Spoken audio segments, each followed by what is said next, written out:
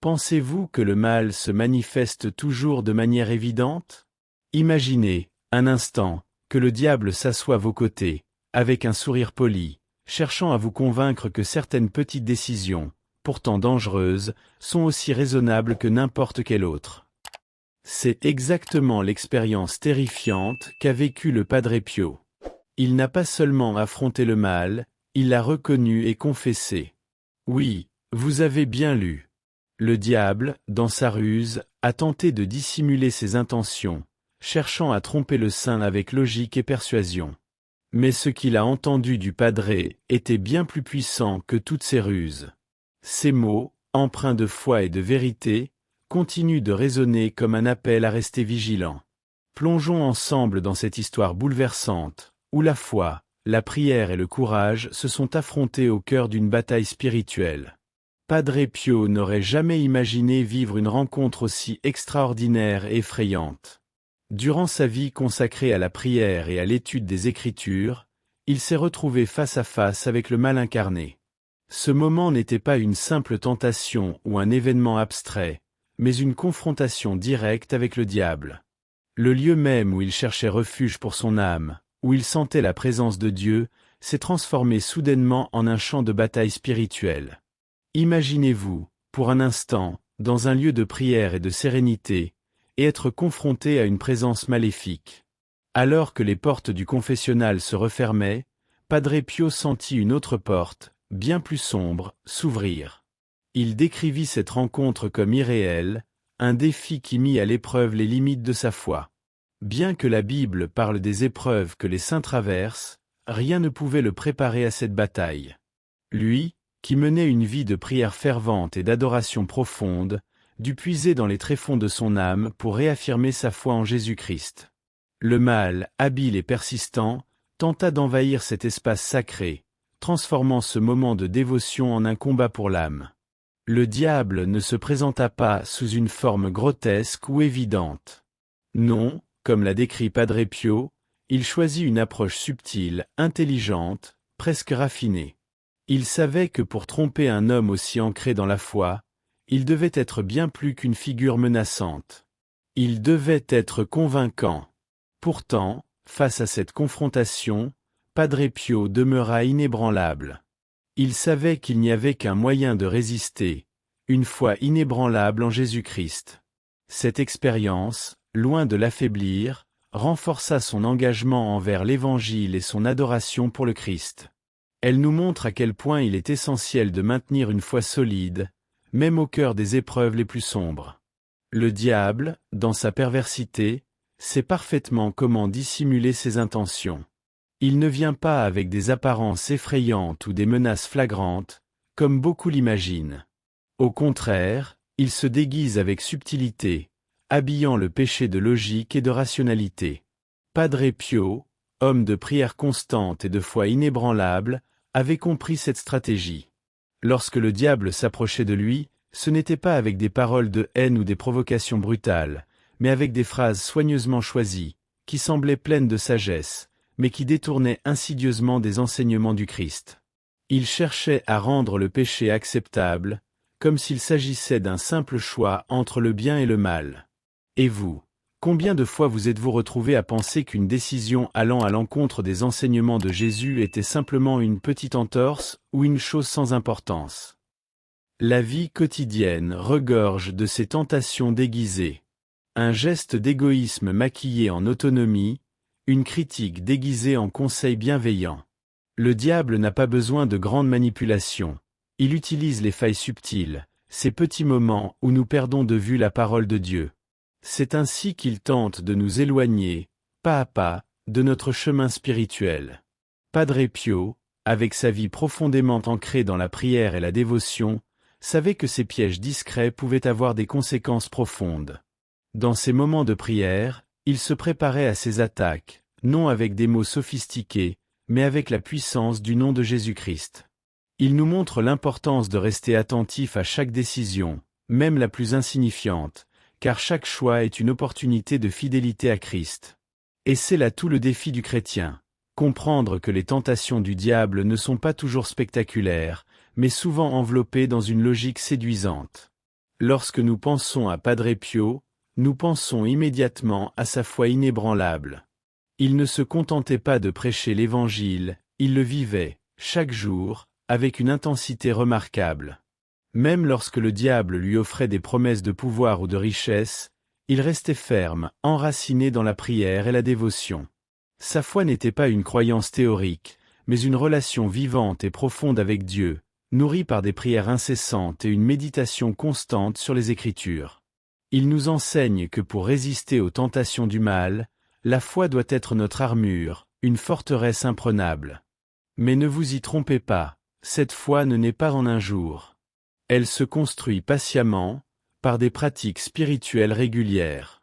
Par exemple, les jeunes chrétiens peuvent renforcer leur foi en consacrant chaque jour un moment à l'étude de la Bible ou à la méditation sur le message de l'Évangile.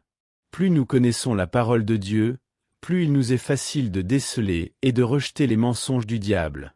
Padre Pio savait que sa foi nécessitait une alimentation constante, bien au-delà des prières occasionnelles. La régularité dans l'adoration du Christ et la pratique dévotionnelle étaient pour lui les clés pour rester fort face aux ruses du mal. Enfin, la foi de Padre Pio ne consistait pas seulement à repousser les tentations extérieures. Elle impliquait aussi un engagement profond envers l'Église et la vie sacramentelle. En cela, il nous rappelle que la foi, pour être véritablement vivante, exige une communauté, un lien fort avec l'Église et une pratique constante des sacrements. À travers sa vie, il a incarné ce que signifie être un chrétien engagé, prêt à affronter les ténèbres avec la lumière du Christ comme guide. Il savait que vivre pleinement le christianisme implique de l'intégrer dans tous les aspects de la vie, depuis la prière personnelle jusqu'à la participation au culte et à la messe. Et cela ne se limite pas aux grands moments spirituels. Il s'agit aussi de maintenir la foi dans les petites choses du quotidien. C'est là que beaucoup peuvent apprendre de Padre Pio. La foi n'est pas un idéal placé sur un piédestal inaccessible, mais une pratique vivante qui s'incorpore dans notre vie de tous les jours, comme un acte d'adoration continue. Le confessionnal de Padre Pio n'était pas simplement un lieu de pardon des péchés, mais un véritable champ de bataille spirituelle, où le mal se manifestait de manière inimaginable. Beaucoup considèrent le confessionnal comme un espace de paix et de sérénité, où l'on cherche la miséricorde de Dieu. Pourtant, Padre Pio avait conscience que cet espace sacré était aussi le théâtre des combats les plus intenses contre les tentations du diable. Lui, dont la vie était profondément enracinée dans la spiritualité, savait que là où l'âme venait se confesser, une guerre invisible se jouait. Lorsqu'un pénitent s'approchait de lui pour chercher le pardon, il n'était pas rare que le mal tente de s'y infiltrer, provoquant confusion et résistance. Le diable, dans sa ruse, agissait de manière subtile.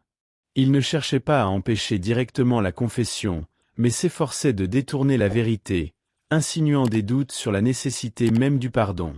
Padre Pio, avec sa sagesse forgée par des années de prière et de dévotion, savait que le confessionnal était un lieu de transformation, où le mal pouvait être vaincu.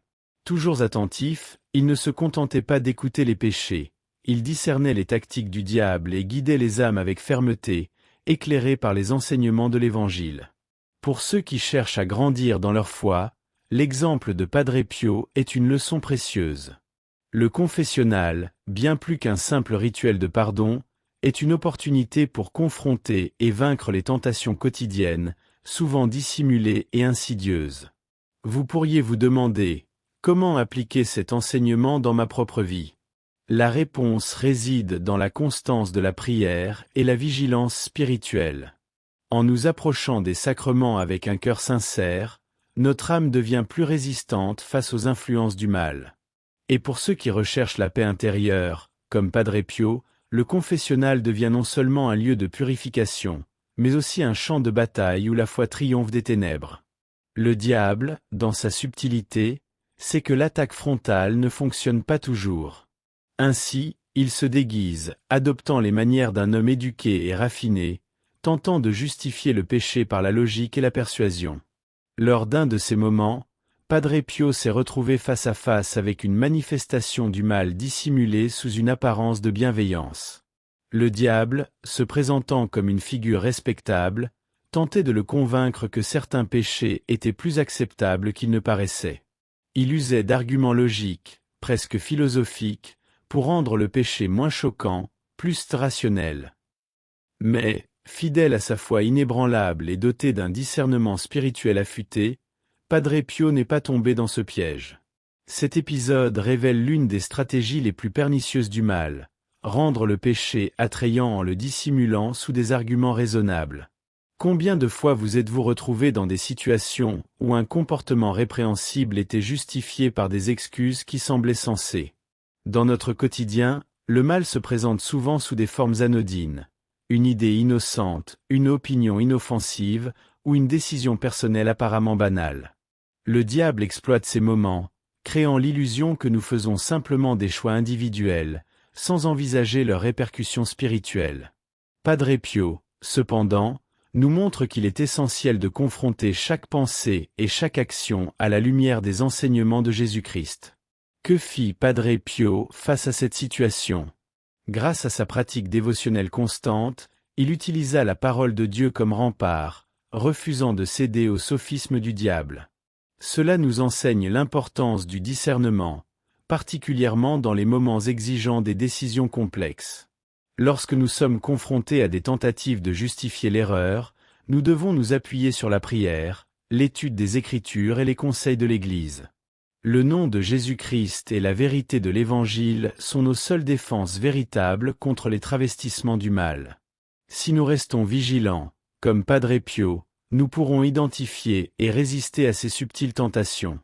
Le mal, sous sa forme la plus insidieuse, ne vient pas avec des visages grotesques ou des menaces criantes. Il se cache derrière des apparences de politesse, des raisonnements apparemment logiques et même des intentions bienveillantes. Padre Pio avait compris que le diable utilise la subtilité comme une arme redoutable. Il n'attaque pas la foi avec fracas, mais agit comme un serpent, s'insinuant doucement, incitant les gens à douter des vérités de Dieu. Lorsque le diable enveloppe le péché dans des arguments rationnels, il rend la tentation plus difficile à reconnaître.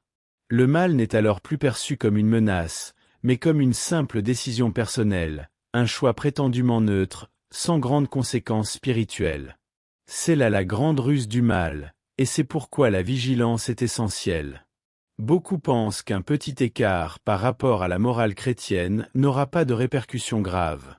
Mais Padre Pio nous montre que c'est précisément dans ces petits écarts que le diable agit en silence. Le christianisme, dans son essence, ne se limite pas aux grandes décisions. Il repose aussi sur les petits pas du quotidien. Chaque choix fait en dehors de la vérité du Christ ouvre une brèche où le mal peut s'introduire, déguisé en quelque chose d'innocent. C'est là tout le défi de la foi, reconnaître les subtilités du mal et les repousser avant qu'elles ne deviennent une menace réelle. La leçon est claire, le mal ne se montre pas toujours tel qu'il est, et il se cache souvent derrière ce qui semble juste ou inoffensif. Mais comme Padre Pio nous l'a appris, en restant ferme dans notre foi, enracinés dans la prière et les enseignements de l'Évangile, nous avons la capacité de surmonter ces pièges et de marcher toujours dans la lumière de Christ. Pour résister à cela, il est essentiel d'être fermement enraciné dans la foi. L'étude quotidienne de la Bible, la prière constante et la participation active à la vie de l'Église sont les clés pour protéger notre âme. Comme l'enseigne le Padre Pio, la vraie foi se construit jour après jour, et c'est à travers cette dévotion continue que le chrétien apprend à identifier les subtilités du diable et à rester ancré dans la vérité de Christ. Cette vigilance est cruciale pour ne pas tomber dans les pièges astucieux du mal.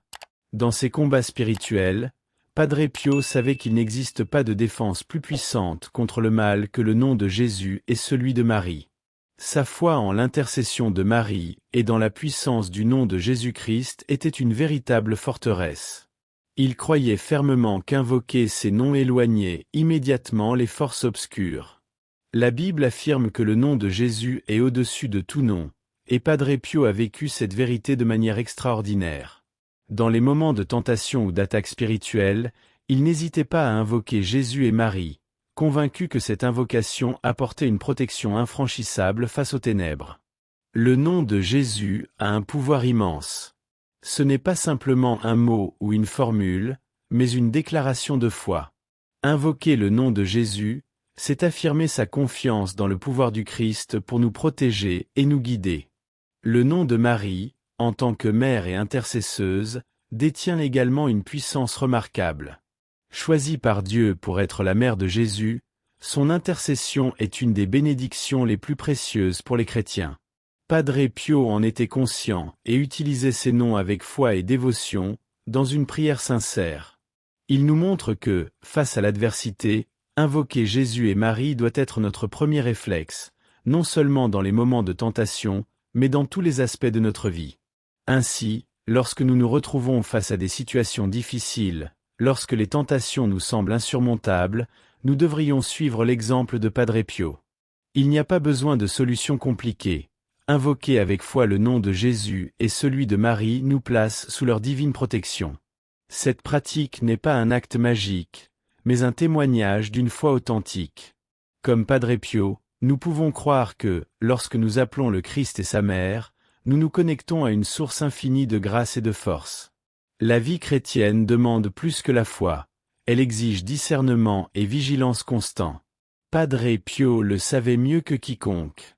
Il comprenait que, bien que la foi soit la base de notre spiritualité, sans vigilance, nous risquons de tomber dans les pièges du diable, surtout à travers les petites tentations quotidiennes. Discernement et foi vont de pair, exigeant une analyse continue de nos pensées et de nos actions. Le mal ne se présente pas de manière flagrante.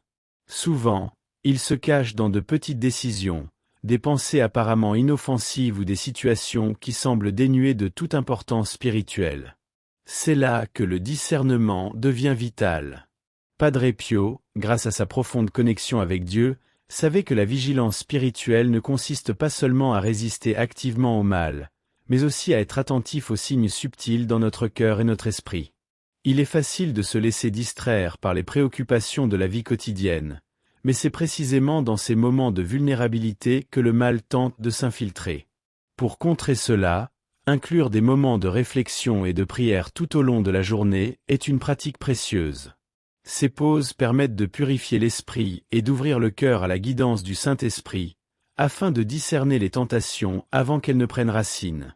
Pour ceux qui souhaitent cultiver cette vigilance, l'exemple de Padre Pio est une inspiration. La prière constante, l'étude des Écritures et la pratique de l'adoration sont des outils essentiels. Mais au-delà de ces pratiques, la vigilance véritable réside dans l'attention aux petits détails de la vie. Comme nous le rappelle l'Évangile, celui qui est fidèle dans les petites choses l'est aussi dans les grandes. Prendre conscience des petites décisions quotidiennes, aussi insignifiantes qu'elles paraissent, est le premier pas vers une vie chrétienne épanouie. En cultivant cette vigilance à chaque instant, nous serons mieux préparés à affronter les tentations et à vivre pleinement notre foi. La vie de Padre Pio est un exemple éclatant de persévérance dans la foi, même face aux épreuves les plus ardues. Il a connu des moments de grande tribulation, mais n'a jamais vacillé dans sa confiance en Christ. Pour lui, la foi n'était pas seulement un réconfort dans les moments difficiles, mais une force dynamique qui le soutenait en toutes circonstances. Il savait que la véritable force du chrétien ne réside pas dans l'absence de difficultés, mais dans la capacité à rester ferme dans la foi, quelles que soient les épreuves. Padre Pio nous enseigne que, lorsque les défis surgissent, nous devons nous tourner vers le Christ et Marie, car ce sont eux qui nous guideront à travers les moments les plus sombres. Ce message d'espérance est particulièrement important pour les jeunes qui grandissent dans un monde de plus en plus sécularisé. Les doutes peuvent surgir. Les tentations peuvent sembler irrésistibles, mais la foi est la clé pour surmonter ces obstacles. Face aux défis de la vie, au lieu de céder au désespoir, il faut se tourner vers la prière, comme le faisait Padre Pio, et se rappeler que, même dans les épreuves les plus grandes, le Christ est avec nous. La Bible nous rappelle que tout est possible à celui qui croit, et cette vérité, Padre Pio l'a vécue à chaque instant. Enfin, l'appel de Padre Pio est clair. Persévérez dans la foi, priez sans relâche et faites confiance à Christ et à Marie comme source de force et de protection. Il ne nous abandonne jamais. Lorsque vous vous sentez sur le point de perdre espoir, rappelez-vous l'exemple de Padre Pio et des saints qui, par leur foi inébranlable, ont surmonté les épreuves de la vie. Christ, avec sa grâce infinie, est toujours la solution, et sa victoire sur le mal est notre garantie qu'avec lui, nous triompherons.